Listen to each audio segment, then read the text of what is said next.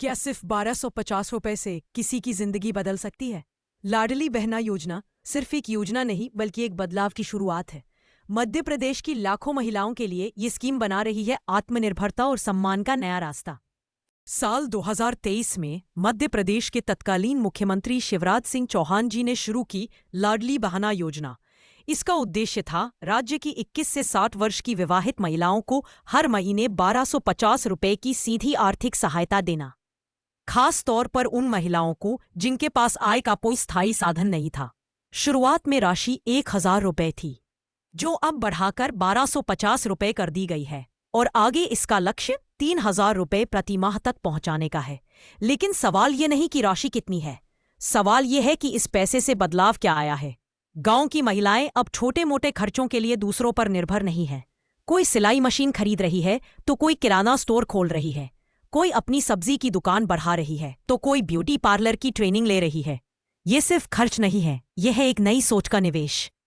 पहले महिलाएं सिर्फ घर चलाने तक सीमित थीं, अब वे फैसले लेने लगी हैं। बच्चों की पढ़ाई, घर का बजट, इलाज और खुद की जरूरतों पर अब उनकी राय मायने रखती है। घर के पुरुष सदस्य भी अब उनकी बातों को अहमियत दे रहे हैं। ये बदलाव छोटा नहीं, सामाजिक क्रांति है। आज महिलाएं पंचायत की बैठकों में हिस्सा ले रही हैं, स्व सहायता समूहों का हिस्सा बनकर दूसरों को भी प्रोत्साहित कर रही हैं। वे अब खुद को सिर्फ लाभार्थी नहीं, एक जिम्मेदार नागरिक मान रही हैं। कई गांवों में महिलाएं मिलकर योजनाओं की जानकारी एक दूसरे को दे रही हैं। एक नई जागरूकता की लहर चल रही है। अक्सर सरकारी योजनाएं सिर्फ कागजों तक सीमित रह जाती है, लेकिन लाडली बहना योजना का असर जमीन पर साफ नजर आता है।